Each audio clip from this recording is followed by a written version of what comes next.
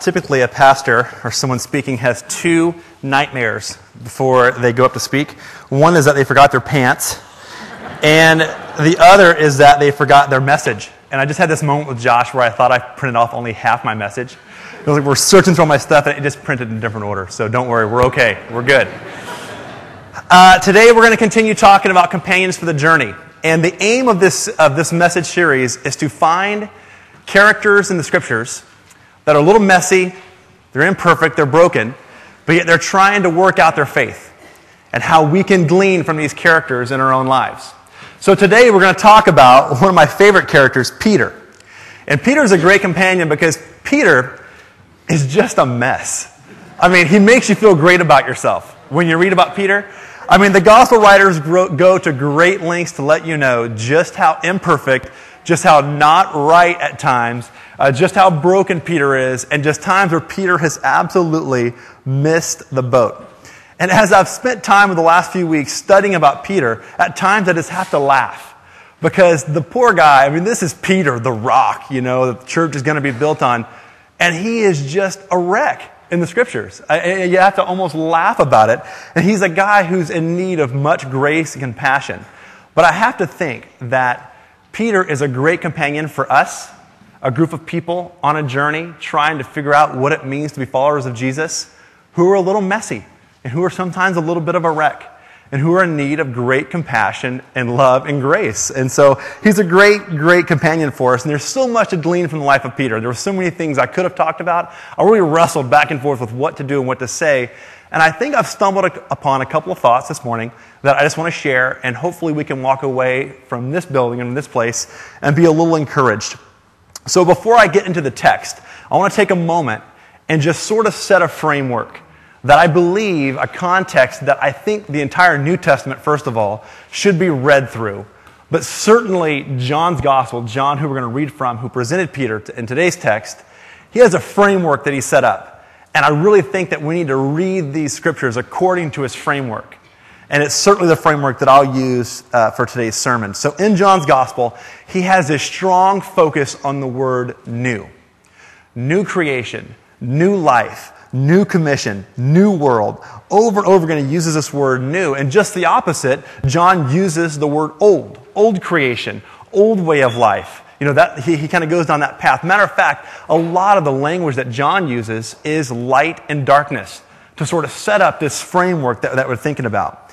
And basically, this gospel story that John writes is essentially the story of the Bible. God creates, and the creation went bad. And since that time, God has been at work restoring, remaking, redeeming that creation, making the wrongs right, taking old creation and making it new. He has this framework that he's setting up. He offers new life, that God wants to restore a creation that is out of sorts. And this is the framework. So basically, this is actually the good news. And the climax of the good news, the climax of the story, is the life and death and certainly the resurrection of Christ.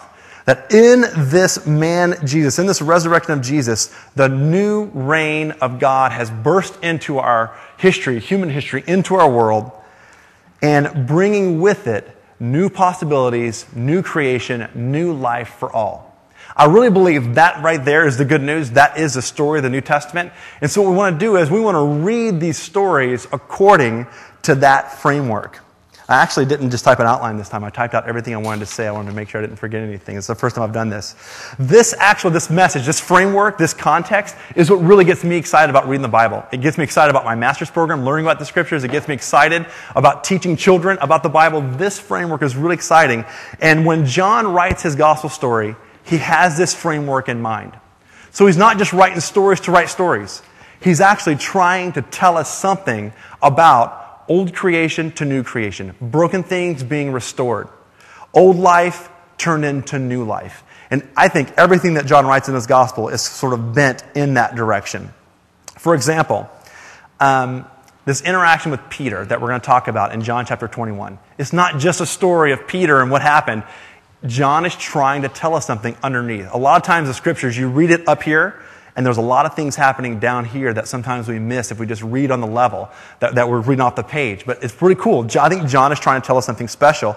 And I think we need to read the text with that framework in mind. Picture the two circles that I did last year. You have the old creation, new creation. So here's our text.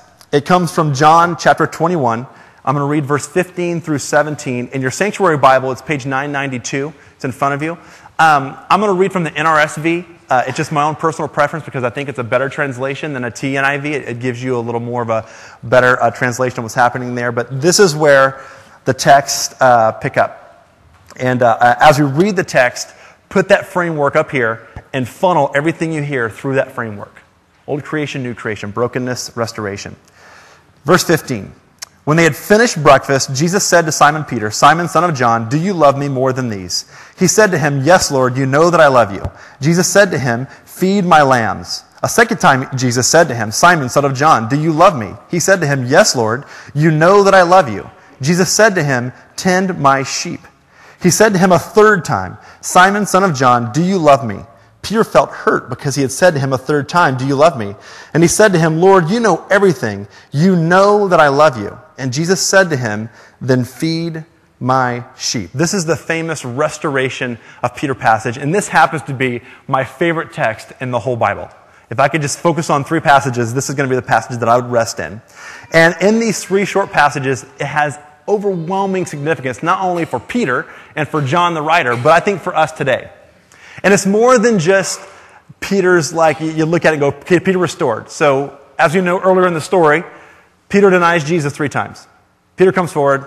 Jesus asked him 3 times, "Do you love me?" Yes, 3 times he says, "I love you." And then a lot of times we want to say, yeah, and then Jesus gives him a challenge, and then it's all good. Peter's restored. This is great. But as with Scripture, there's always something else happening a little bit underneath. And I think John wants to connect the readers to that thing that's underneath. And it's this framework. John's trying to tell us old creation, new creation, brokenness to restoration, old life, new life. So Peter, in this moment of denial, this moment of turning the wrong way, represents old creation and brokenness. And in this moment with Jesus, standing here after they had breakfast, represents new creation, new life for Peter, and a new challenge for Peter to go forward in his life and with the mission of God. This is actually a great picture of the good news. Now, this section, for me, it starts out really cool. And I think the first half of the first sentence of verse 15 is the place where I want to rest for a moment. And it says this, when they had finished breakfast. I love to eat. Sorry. No cheese, egg whites, please. Whole wheat, no white bread. I know it's deep, but if we take a moment and we step back a few steps and try to open our mind to this framework that John's trying to teach us, something really cool unfolds. Let's rewind to the beginning of chapter 21. And I'm just going to read it to you. You don't need to flip there. But basically, chapter 21, verse 1 through 14 is an interesting scene. It's the third time Jesus has shown himself in the post-resurrection to the disciples. At this moment, in this story, the disciples are out on their boat. They're doing what they find familiar. They're fishing at night, because at night you catch more fish. And then Jesus, it says, is standing on the beach. This is great. And he says to them, "Hey, have you guys caught any fish?" And they say, "No, we haven't caught a one." And Jesus says, "Well, go ahead and throw your net on the other side." So, of course, they do this, and they catch a ton of fish. So for the disciples, this is an immediate moment. They remember, wait a second, we've seen this before. John, the writer, leans over to Peter and says, "Peter, it's the Lord. It's Jesus." Peter immediately, it says, sprung up, covered himself. Evidently, he was naked, so he's out there fishing in the nude. That's interesting for Peter. Again, you have to laugh at Peter at times. And so Peter covers himself up, and it says he jumped in the water and swam to the beach. And he gets to the beach, and he's walking up the beach. Now, if you're Peter, one has to wonder what he's feeling at this moment. Jesus is standing there on the beach. You're walking up to him. You've denied him 3 times, and we'll talk about that in just a second. I mean, I have to think Peter feels embarrassed. He feels hurt. He feels pain. He feels guilt, maybe some fear. But I think above all, I think Peter, because John's telling us the story, is feeling brokenness. Just broken walking up to that beach to see Jesus. Where did I go? Here we go. John chapter 21, verse 9 through 12. I'll read it to you. It says this. When they had gone ashore, this is Peter walking up, they saw a charcoal fire there with fish on it and bread. Jesus said to them, "Bring some fish that you have just caught." So Simon Peter went aboard, hauled the net ashore, full of large fish, 153 of them. And though there were so many, the net was not torn. Then Jesus said to them, "Come and have breakfast." Jesus gives a detail here that I want to focus on because it sets it up. They just finished having breakfast, right? And he has this moment with Peter. It says, when they walked onto the shore, they found a charcoal fire. John makes note, time and again, that it was a charcoal fire and invites Peter and the guys to have breakfast. I imagine if you're Peter, too, you just swam. It's the morning, it's kind of cold. He might be warming himself by the fire, something like that, huddled up next to that charcoal fire. Now, I want to rewind one step further and go back to chapter 18. I want to read a verse to you. Now, you might remember that toward the end of Jesus' life, he has this interesting conversation with Peter. He says, "Peter, my guy, my boy, my best friend, you're going to deny me 3 times. And as we know, Peter says, "No way, Jesus, I'm not going to deny you. I will die for you." And Jesus says, "Yes, you will. You will deny." Now, as we know, the story goes on, and a few things happen. Jesus is betrayed, he's arrested, beaten, and sent to trial. And here's where this passage picks up in John chapter 18. Picture old creation, darkness, brokenness. Simon Peter and another disciple followed Jesus. Since that disciple was known to the high priest, he went with Jesus into the courtyard of the high priest. But Peter was standing outside of the gate. So the other disciple, who was known to the high priest, went out and spoke to the woman who guarded the gate. And she brought Peter in. The woman said to Peter, "You are not one of this man's disciples, are you?" "Peter," he says, "I am not." Now the slaves and the police had made a charcoal fire because it was cold, and they were standing around it, warming themselves. Peter also was standing with them, warming himself. Now, most often, we want to look at Peter and go, "Peter, we can't believe you. You promised Jesus you wouldn't deny him, and sure enough, just as Jesus said, you denied him. Come on, Peter, what are you doing?" We want to get down on Peter. But if we look at this according to John's framework, which I think we should, we have to look beyond Peter's bad choices. Because I think in this moment, Peter, when he's standing next to that fire and he's just denied Jesus, like as he said he wouldn't, I think that picture is just ultimate brokenness. He's broken. He's standing next to that fire. What is he thinking? I did what Jesus told me I was going to do. I'm broken. And he's standing next to a charcoal fire. John is very clear on this. Can you see it? Peter, embarrassed, hurting, broken, having denied Jesus, standing in front of a charcoal fire, warming himself. Now then back to 21, right? Go back to chapter 21. Peter swims up to the beach, and Jesus invites Peter to bring some fish and to come have breakfast and to warm himself next to what? A charcoal fire. Old creation to new creation. Darkness to light. Brokenness to healing and new life. Can you see what John is telling us? So then what can we glean from Peter in this moment today? I think there's a couple of questions that we can ask ourselves when we look at Peter's life in this moment today. Here's the first question. What old charcoal fires are burning in our lives? Like Peter, what areas of our lives are broken, are hurting, or with pain? What is that old charcoal fire? I think it can probably exist in many forms. Broken relationships. It can exist in poor choices we made in the past, severed relationship with God, loss of a loved one, even pains and scars from our history and past. For me, one of my charcoal fires, one of the biggest ones that burns in my life, is my relationship with my family. We are a broken family. It's in our history. And I counted yesterday, just in my nuclear family, the people in my family, brothers, sisters, mom, and dad, have experienced 13 divorces. Brokenness is in my history. I have some pictures to show you of when I was a child that Doug will pull up in a moment. That'll actually pull up pretty well. This is me when I was a kid, and it's pretty cool. I mean, when I look at myself, I think to myself, it's a cute kid, he's got a cool shirt on, he's got good hair. At least he has hair. But there is, as he's scrolling through, there is some brokenness in some of these pictures. You might not see it right away, but there's some fear, some pain, some hurt, some brokenness. And I have to tell you, when I was a child, and part of my brokenness is most tied to, that's a crawfish on my shoulder, by the way. I actually stepped on him a couple days later on accident, but he was a good crawfish for the time being. Brokenness runs through my history and my family, particularly with my dad. The charcoal fire burns. When I was a kid, I didn't run to the driveway to meet my dad when he came home. Matter of fact, we ran out the back door. I played soccer for about 13 years. My dad never watched one game. I graduated high school in Louisiana. Dad didn't attend. I was the first person to go to college for my family, which is pretty cool. At that graduation ceremony just down the road at Point Loma, one of those ceremony tickets went unused. On 2010, May 1st, the greatest day of my life, I got married to that beautiful lady sitting there in the fourth row, Alyssa. Yes, I'm very excited about it. I still talk about it. And I got married, and only 2 family members came, my mom and a cousin. And I've yet to receive a phone call from my own dad. A charcoal fire continues to burn. There's some brokenness and some pain.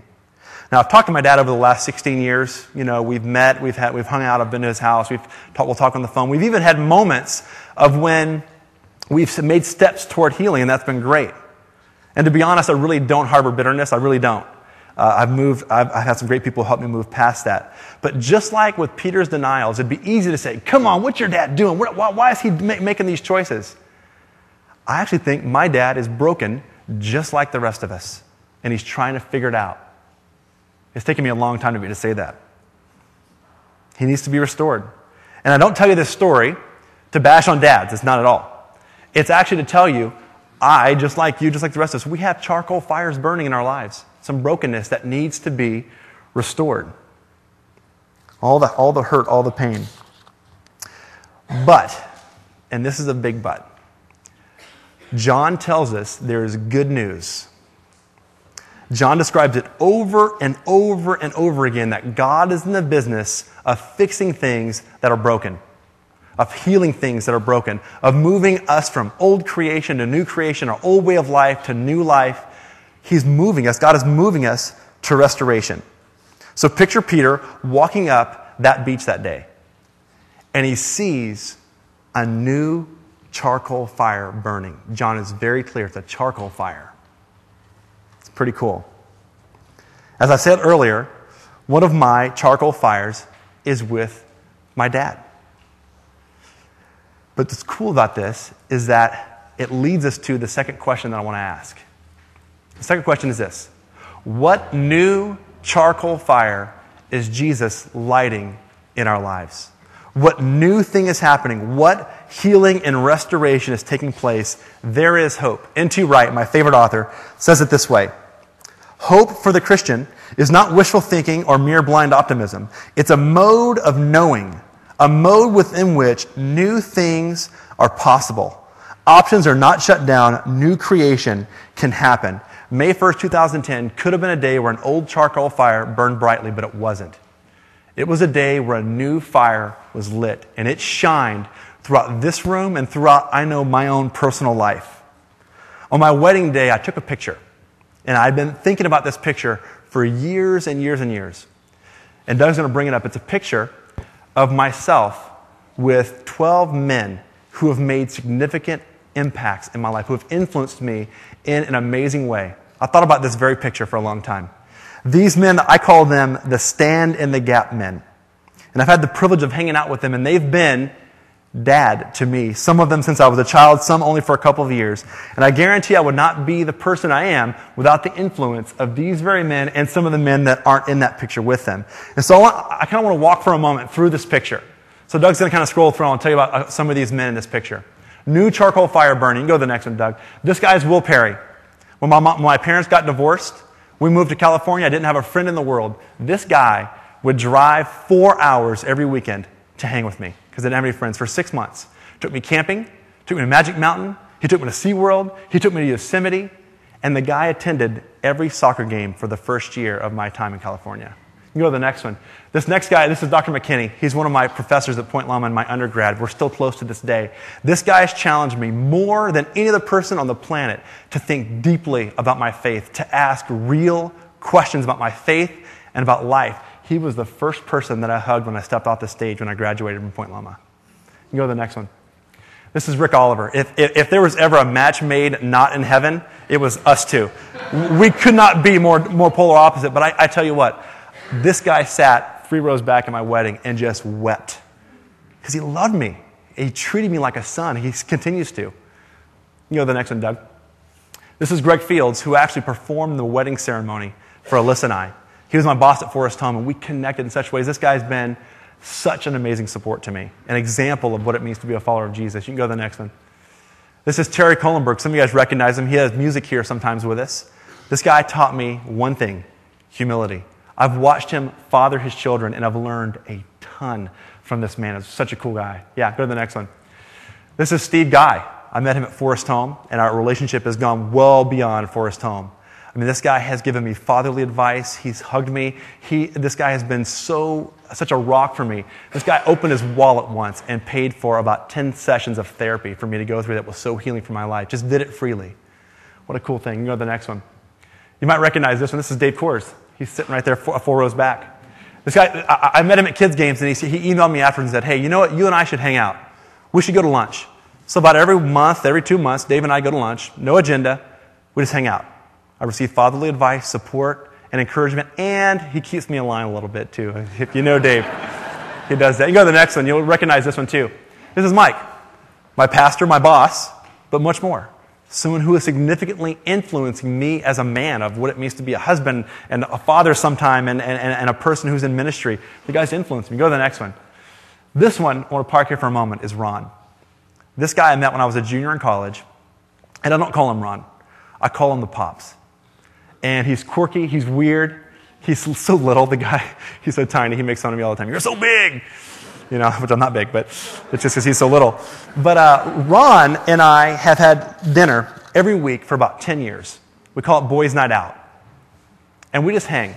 Ron has been there for me since college. He's been a part of every major decision in my life. I call him the Pops. He's never missed a birthday. He's never missed Christmas. I get 5 to 10 postcards every summer when he's on vacation. I call these men to stand in the gap because not only are they responsible for healing in my own life, but they're responsible for the healing that's happening with my own father. Can you see it? Can you see the old charcoal fire burning here? Yet it's being redeemed and burning anew.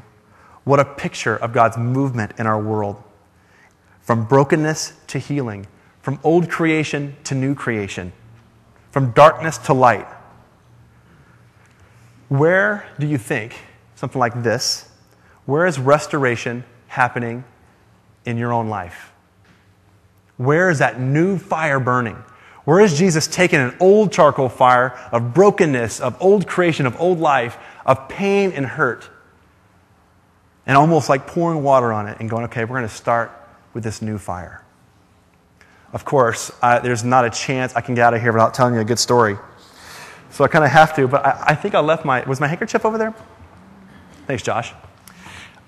There's a story that I heard many years ago. It's about a man who, when he was younger, had a great relationship with his mother.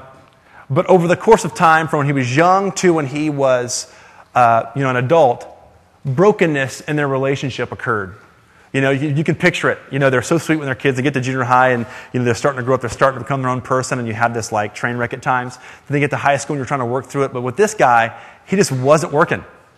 And by the time he graduated high school, his relationship with his mom was just shattered. And what happened was, basically, the dad was gone out of the home, and it was the mom and this boy, and she had to work. She had to do double time just to make sure he had food, just to make sure he got to school, just to make sure that, you know, he was taken care of. And so their relationship was severed. When he turned 18, he said some terrible things, and he walked out of his house, and he left. And years went by. And years go by, and you can almost picture in this now man that charcoal fire just burning brightly. But then at some point, out of the blue, it was a Christmas Eve one year, this man decides, you know what, I think I need to fix this relationship. I think I need to kind of get in contact with my mom and make this right. All of a sudden, this new fire, this new creation, this new life is starting to happen over here. But he was really nervous. What happens if I walk up and she is so mad at me, she doesn't want me to be in her life? Picture Peter walking up to Jesus on that beach. What are you thinking? I've denied him 3 times. What is Jesus going to say? Nervousness, guilt, the weight of the world on this man's shoulder, wondering how his mom is going to respond to him returning home. So he gets up enough, guts. He writes a letter and he says to his mom, "This is where I'm living. I'm about 8 hours away. I've been thinking about you a lot over the last year, and I'd like to come home and see you. I'd like for our relationship to be fixed. I want to restore this. I want something to happen, something new for us. But I'm nervous. I don't know how you're going to respond. So next year, a year from now, on Christmas Eve, I'm going to drive home. When I drive home, if you want me to come in, I want you to take a single white handkerchief, and I want you to hang it in the tree in the front yard, if that tree's still there. Hang it in the tree. If I see that white handkerchief hanging in the tree, then I'll come in. If I don't see a white handkerchief, I won't come in. I'll keep going."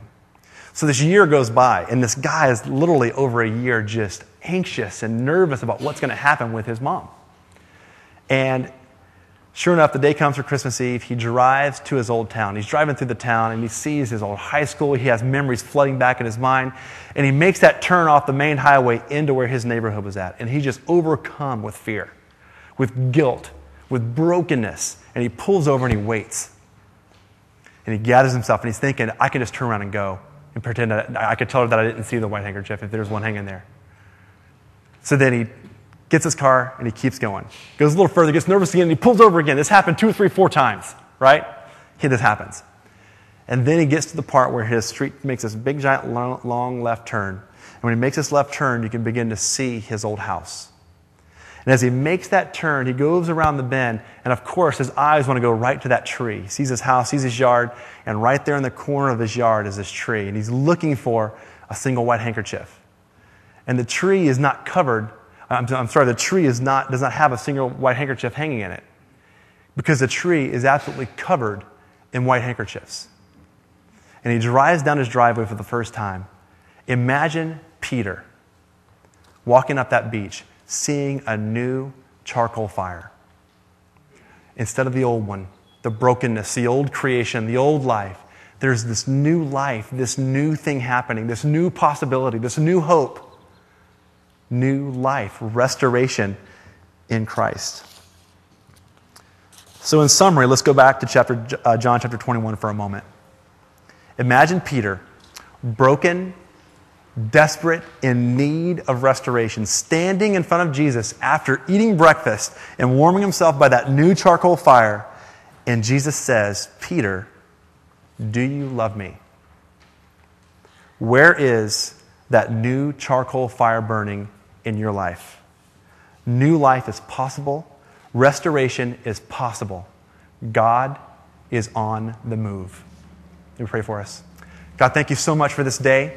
Thank you for this opportunity. Thank you for the 1,000 people, 700 kids, 300 volunteers that got to experience you in new and fresh ways today. I pray that we would be a people who are putting aside and walking away from old fires and moving into the new fire that you are lighting in our life, a fire of wholeness, of healing, of new life, of new creation, of restoration. May we glean that from the life of Peter today. In your Son's most holy name, everyone said, Amen.